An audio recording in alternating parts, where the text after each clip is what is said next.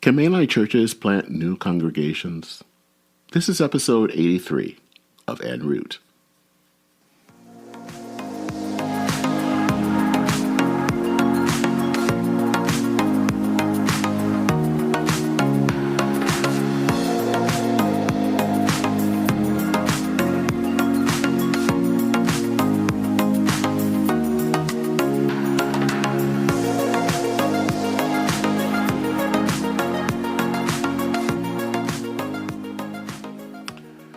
Well, hello, and welcome to En Route, the podcast that is at the intersection of church and Maine. I am Dennis Sanders, and I am your host. So, this coming Easter Sunday, there is a congregation in South Minneapolis that will hold its last worship service after 105 years. This particular closing has a lot of meaning for me. It was the church that I interned at 20 some years ago when I was in seminary. So it's sad to see that it is ending its visible ministry. And this church is one of many that are going to close this year. In fact, many churches closed during and as a result of the COVID-19 lockdown. Lifeway Research, which is affiliated with the Southern Baptist Convention, surveyed 34 Protestant denominations, and they found out that in 2019, 4,500 churches closed and 3,000 churches were started. Now that's an increase of churches closing from 2014, when 4,000 churches were opened and 3,700 churches closed. So, yeah, more churches are closing than opening. There is another survey that even paints an even darker picture. According to the Center for Analytics, Research, and Data that is affiliated with the United Church of Christ, they say that in the decade ending with 2020, between 3,850 and 7,700 congregations closed each year, which broke itself down to 75 to 150 congregations closing per week. And this same survey projected that this rate is going to will accelerate in the wake of the pandemic. Now, it seems to be that mainline Protestant churches seem to be closing at a faster clip than their evangelical counterparts, though it should be noted evangelical churches are closing as well. But the question I want to focus on here is, can more progressive faith traditions still plant churches? Well, today I talked to Paul Moore. He is a pastor of Chain of Lakes Presbyterian Church in Blaine, Minnesota. He worked through the Presbytery of the Twin Cities area, which is part of the Presbyterian Church USA, and together he was able to help plant this new church in the northern Twin Cities suburbs over 10 years ago. It is finally today in the process of building its own church building. It should actually be ready by Pentecost. And so in this interview, we talk a little bit about the challenges of planting a new church, his own kind of journey of planting a new congregation, the future of church and the future of church planting within mainline Protestant churches. So let's listen to Paul Moore.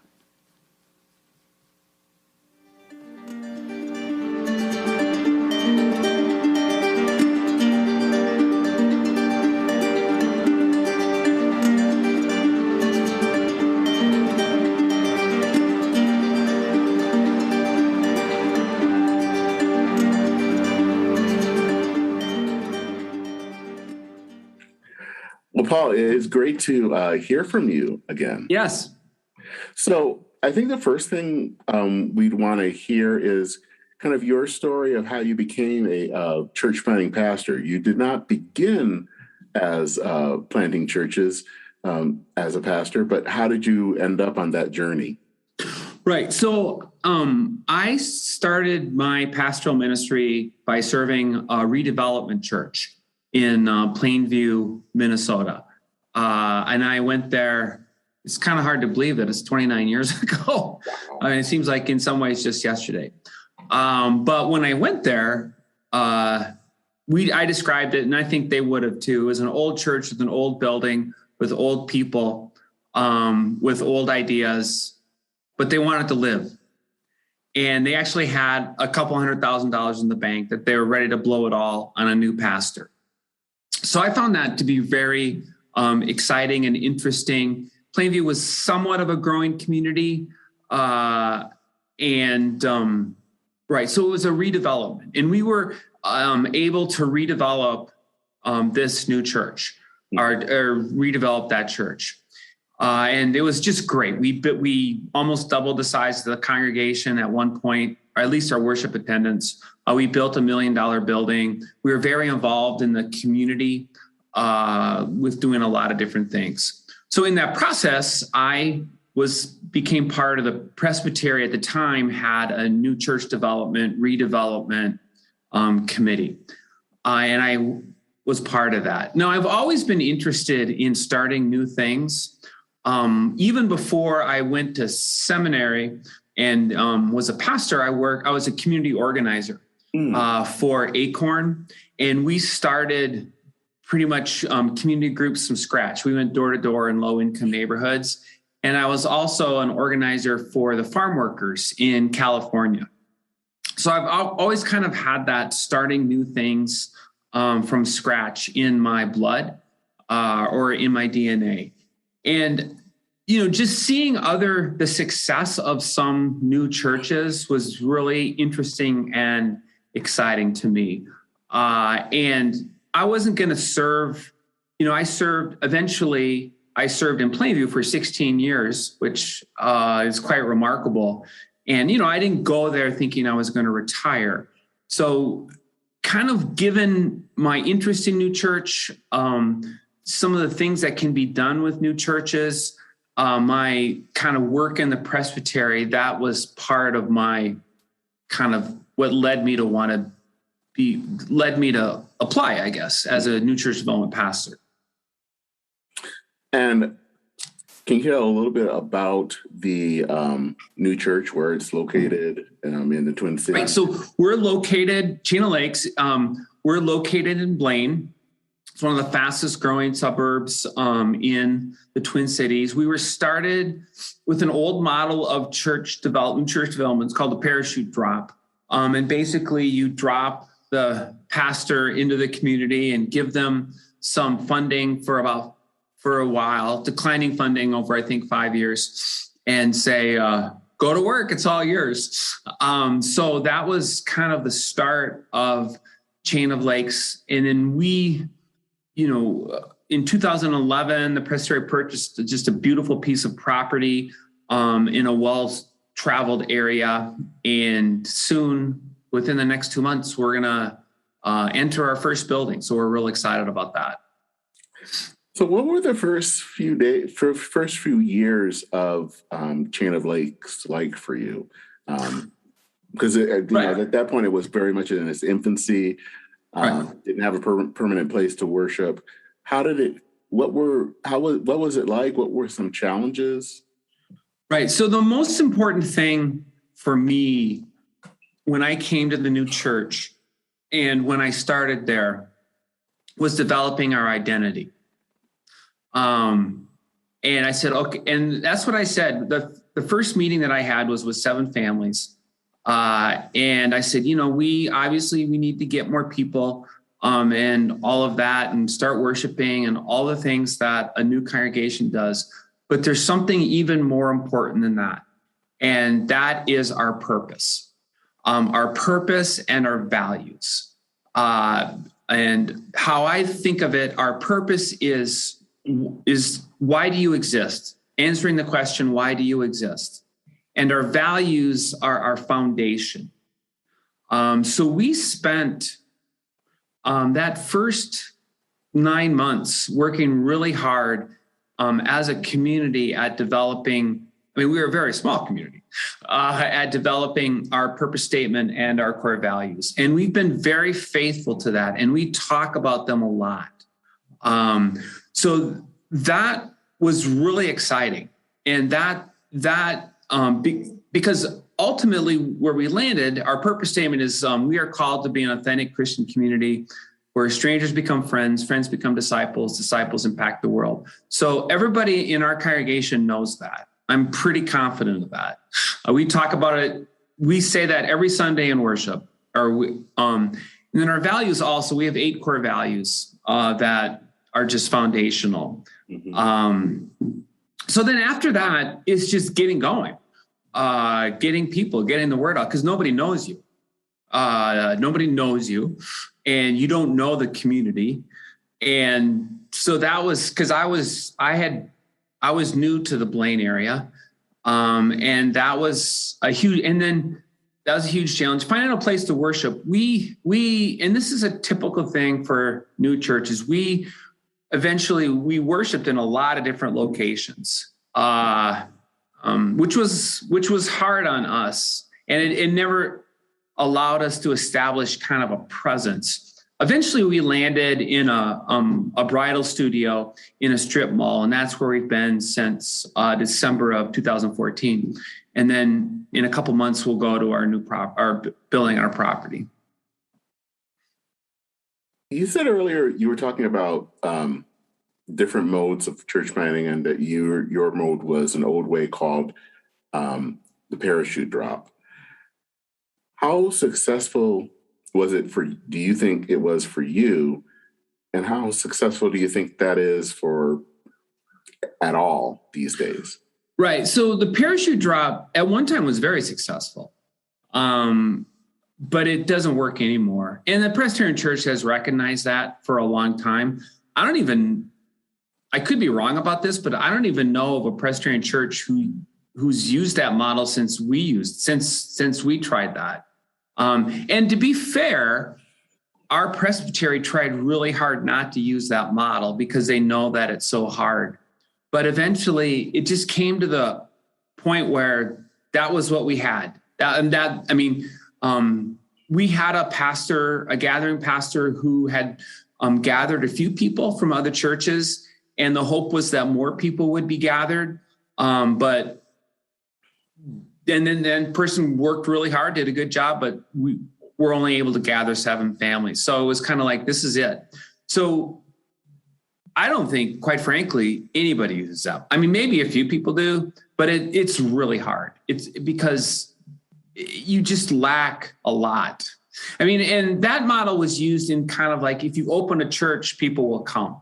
Mm. And we live in a much different culture now, where you open a church and people like, it's no big deal.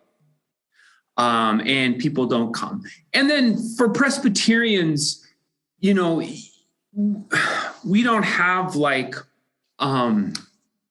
it's kind of like a local McDonald's. You open a McDonald's and you go to the McDonald's because you know McDonald's. Well, people don't know what a Presbyterian is. So it has no connection to many people.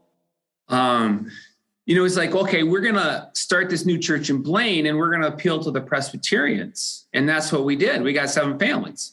And that's not a criticism. That's just reality.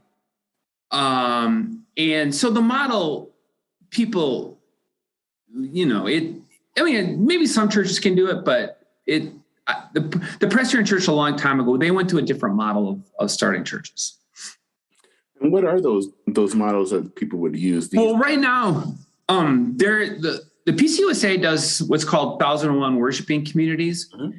And that's a very creative model. And it's basically, I'm probably not going to say this exactly right, but it's based on different types of interest. I was just on their website, and it's like, and they have a number of videos on their website. A person could do a Google search for 1001 worshiping communities, Presbyterian, PCUSA, and go there. But like a woman had experienced a lot of pain as a woman, and I think she had suffered abuse. So she reached out to other people who had that similar experience, and they formed this worshiping community based on a common interests.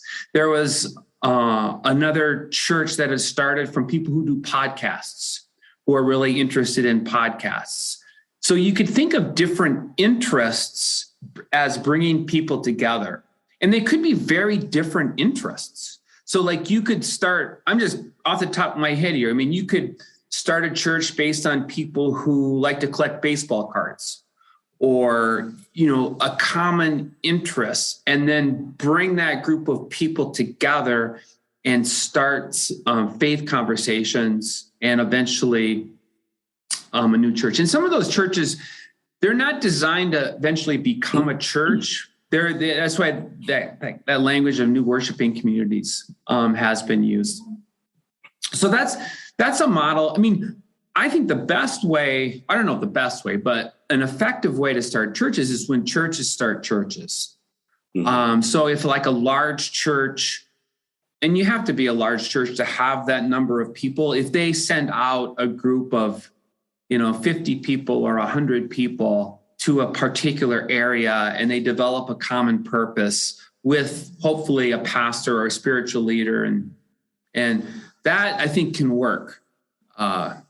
So that's another model. I mean, a lot of new church, if you want to become like a congregation, the big challenge is always resources. Mm-hmm.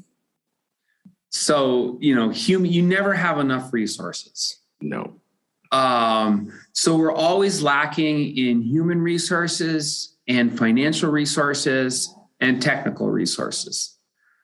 So that's just something, I mean, you just deal with that every day. So those are and then, we have a culture that is not quite as interested in church. So I'm getting probably a little away from the question, but I'm sure we'll be talking about obstacles, and those are some big obstacles. So it seems like maybe within the last 20, 30 years, mainline denominations have not planted as many churches as they once did. And one could say that they're probably closing more worshiping communities than planting new ones. Why do you think that is? I think that a number of things. One is it's cost. When you use a parachute drop model that we used, it's a very costly model. Our Presbytery probably ended up spending, I'm not going to throw a number up, but they spent significant resources on Chain of Lakes Church. Mm-hmm. The paradox in all of that is we always felt under-resourced. Now I'm not saying, but if you're from the Presbytery perspective, it's like we gave a lot to that church, and they're right. They did. And from our perspective, it's like we never had enough resources, and we're right. So, I mean, it's kind of a both and. So I think part of the answer to that question is that model was really expensive.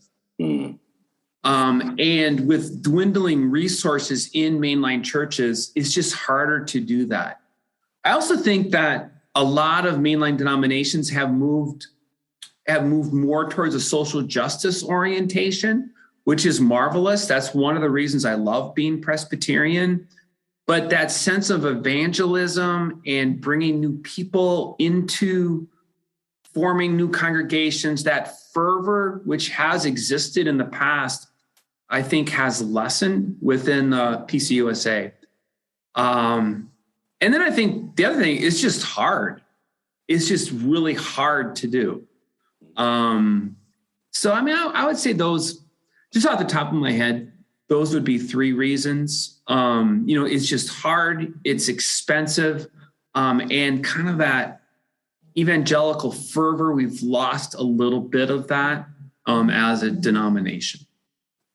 Why do you think that evangelical fervor is gone? Because it seems, you're right, we were very strong on the social justice part, and that's important. But when it comes to kind of that fervor of sharing the gospel, it seems really we don't have that anymore. Right. And there are places that do, and there are pockets that do. I think that I just don't think we've done a good job at teaching what evangelism is. So oftentimes we think of evangelism as being out on the street corner or going door to door or doing that type of evangelism, when that's not really evangelism. I mean, that is evangelism, but that's not the type of evangelism that works with, in the Presbyterian Church.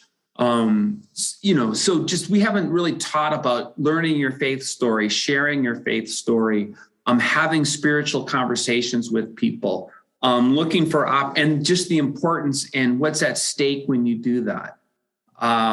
So I think those are a few things that we're just haven't done well. Mm-hmm. Like I remember when I was in Plainview, I was always looking for evangelism conferences, and I think we had some within the Presbyterian Church, but I would usually have to go outside. And then for a denomination who's probably a little more left leaning, sometimes evangelism is almost like a dirty word in the sense like, oh, it's this really conservative type of ministry. So I think it's been branded that way when it doesn't have to be. Mm-hmm. So I don't know, those, it's a really important piece. And so my ministry, ever since I started, it's always been the same. We try to focus on evangelism and we try to focus on justice. It's a both and. And somehow in our church, in our denomination, really, it feels like we almost have this either or, right? You're either going to be really justice oriented or you're going to be evangelism oriented. And we just haven't been able to create these communities that are both. Mm. So where do you think the future of church planting is, especially in mainline churches? Because as you said, it's a lot of resources and we don't have as much resources as we once did. The culture has changed, so it's not as easy it's not just put out a sign and people will start coming to your church. So what are some ways of starting new faith communities that I guess are more in line with the 21st century than the 20th? Well, I think the 1,001 worship communities is a terrific model. And I really think that those types of faith communities can work, especially when they're organized around interests, whatever they are. So I think that's one model. And there are going to be entrepreneurial type of people who come from a mainline perspective, who are willing to, who are willing to take the risk of starting new churches, who might not have any money. And then I also think that churches starting churches, that's what I wish we could have more of, is our larger churches continuing to see that as part of their ministry. And there are churches that do, like even, Westminster here in Minneapolis, they've done a lot of work with Grace Trinity in Minneapolis. And that was more of a redevelopment than a new church, but, that's really significant. Excuse me there. I'm getting over a cold. I think that was kind of interesting about Westminster is in Minneapolis is that they sort of reached out or kind of worked with Grace Trinity. And it looks like it has really changed and transformed that congregation. Do you think that the Presbyterians are doing a good message of telling, especially large or tall steeple congregations, that they're looking into considering to plant new communities? No, I think, I don't have like specific examples, but you don't really see a lot of new churches starting from traditional churches. And there probably are many. It just doesn't seem like a focus of our denomination right now. And I think 1,001 has been a focus.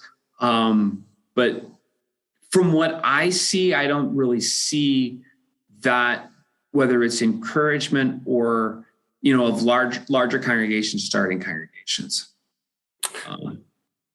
Why do you think it matters to have new churches? I think several years ago, there was a case that when I was serving as an associate in a congregation, that the people in the church thought it was a waste of time.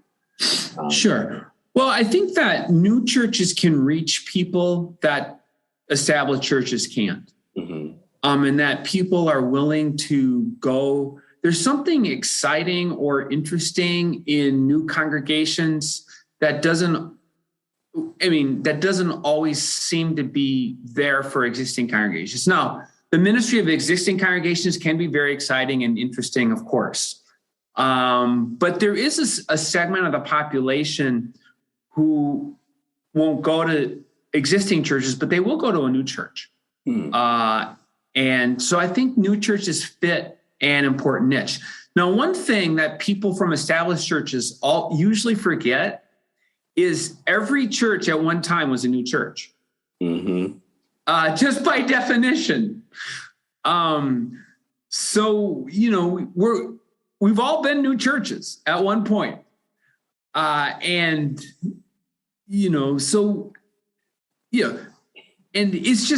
it's hard. And that's why I think there's a lot of skepticism about new churches. It's hard, and people want to see rapid success.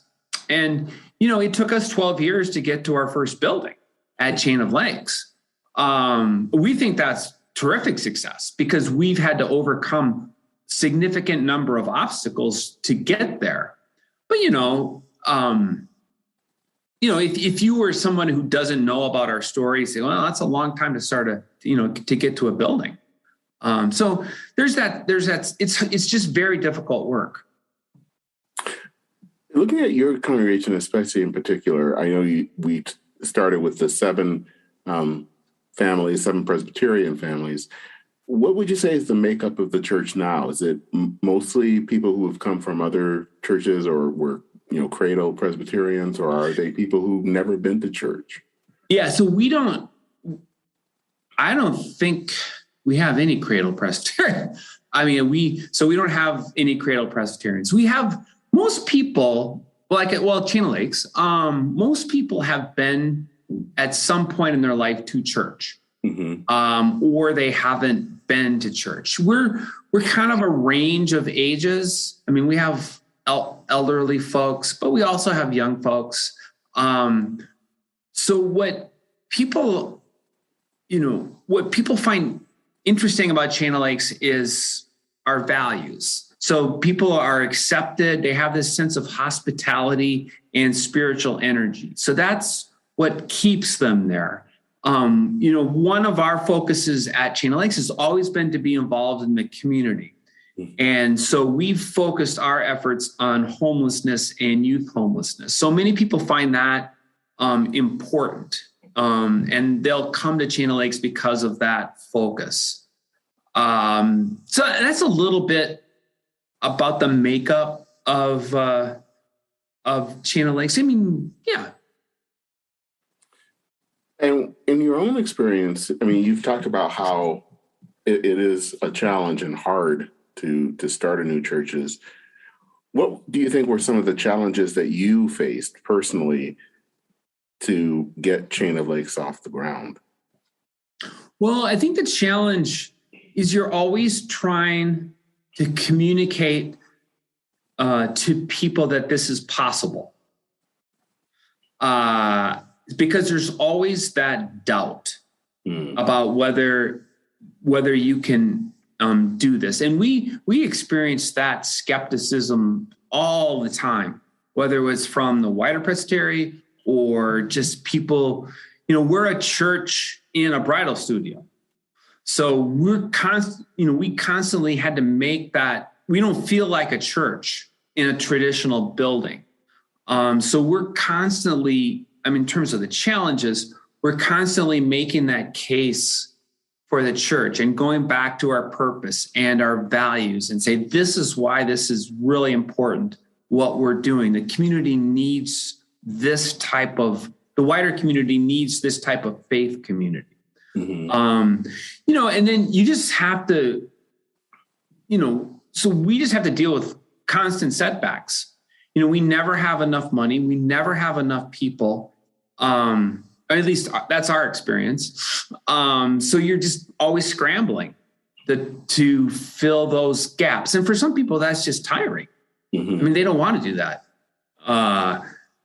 So, as a pastor, as a new church pastor, you're always trying to get to the next place, and then to the next place, and then to the next place, and keeping people there. I mean, with you. That's certainly one of the challenges. Mm. So if you were to meet someone, a young seminarian who maybe is going to be ordained soon and is probably one of those rare mainline ones that are interested in planting churches, what would you tell them? Right. Well, I would be really excited for them. I would encourage them, because our denomination, we need that type of entrepreneurial leadership. I mean, everybody does, but I mean, that's a gift.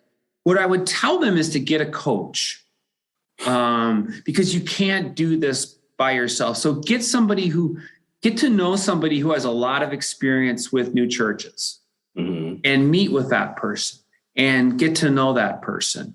I would also encourage that person to go and find churches that they really value or look up to.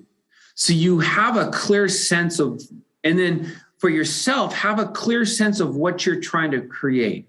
I mean, God's at the start of all of this, but I have a type of church that I was trying to create. So, and that was because, I had 16 years at my other church where I was always looking at other churches and trying to imagine what type of church I would like to lead. So having a coach, kind of being clear about the type of church that you want. And then, always looking for resources, because resources, like I said, we always have this sense of being under-resourced. Mm-hmm. And then I think getting an assessment, like the PCUSA does assessments for potential new church pastors, and I'm sure there's other ways that somebody could get an assessment. So I think that would be really helpful, to get a professional assessment.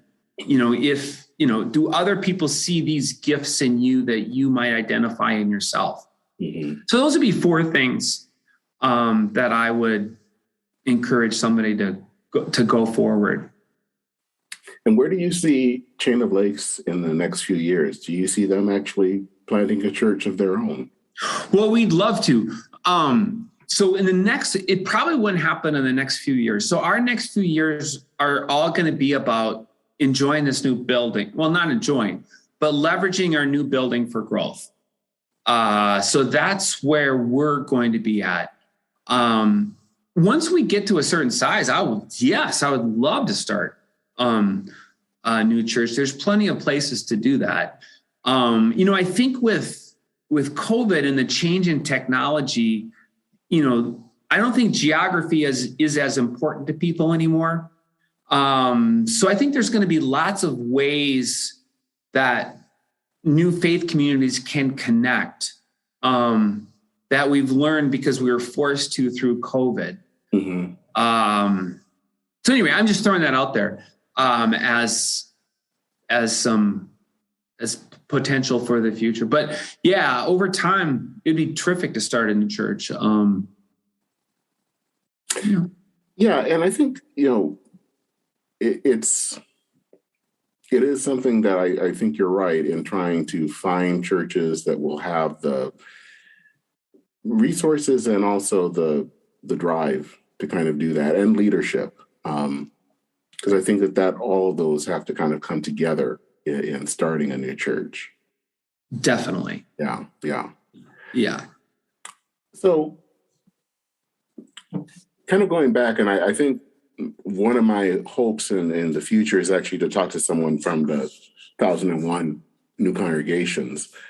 But do you think that, you said earlier that not all of these are going to be long-term or even traditional churches.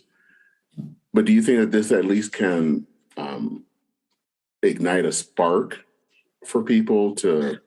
Oh, yes. Oh, yeah. I think, yeah. Create something? Oh, for sure. I think 1,001 worshiping communities, that's the way that we're starting. PCUSA is starting churches right now.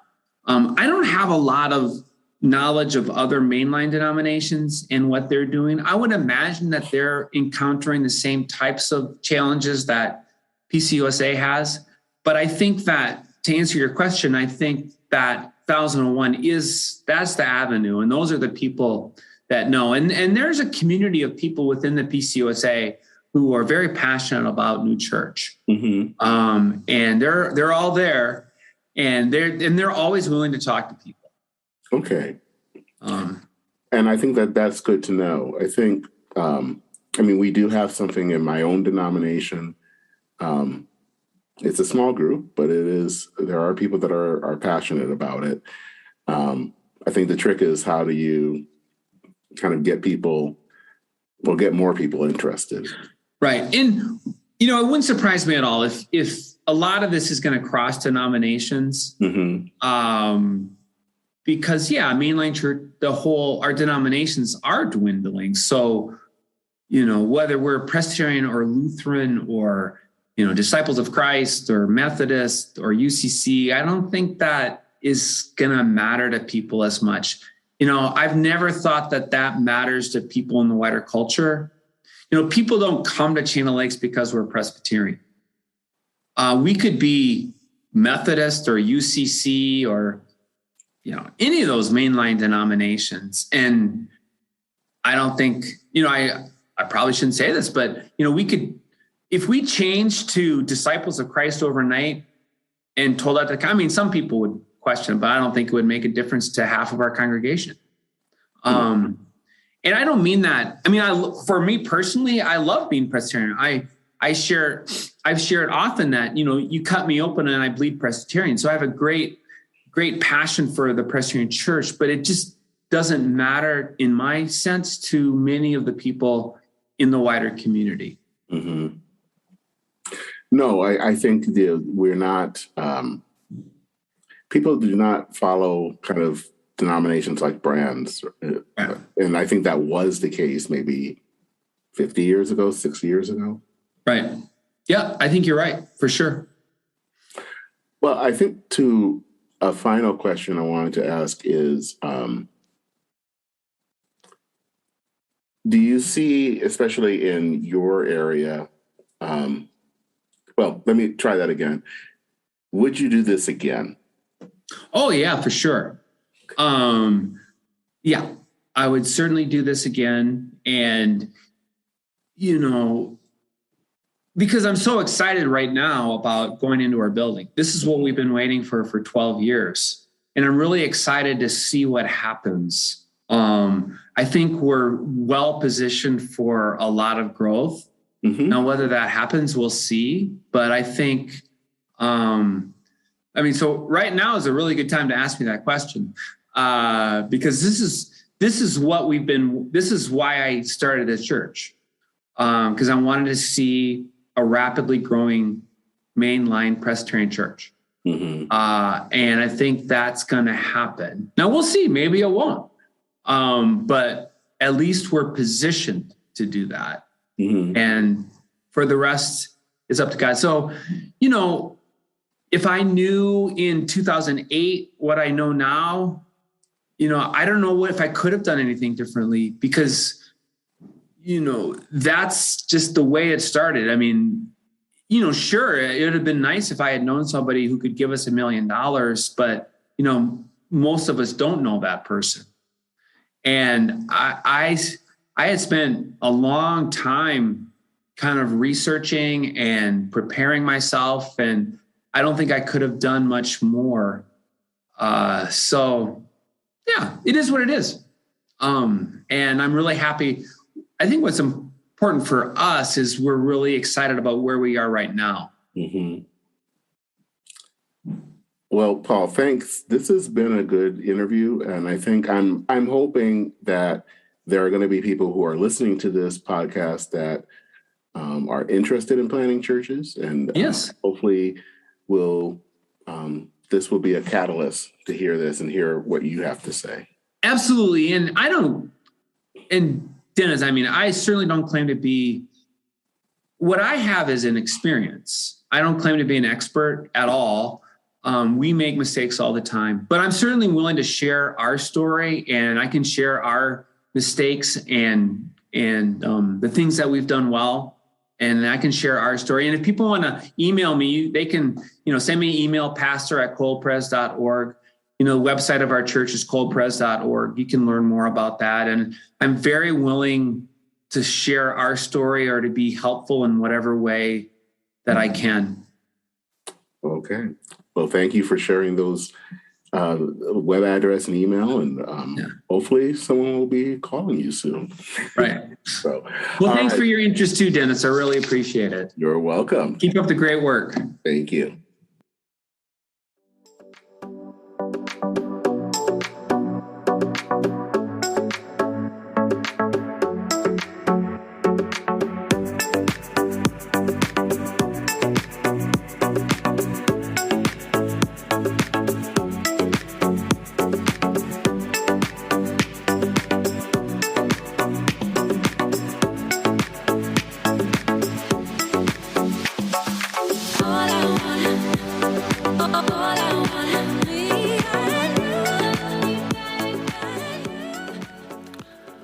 Well, as I said in a recent episode, I am only closing with one call to action. So this time, I want to talk to you about considering leaving a tip.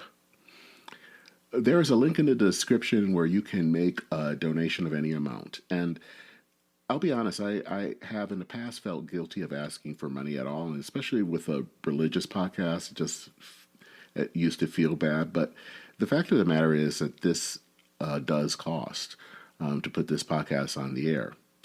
I don't expect that it's going to pay my bills and do everything for me, but it will help.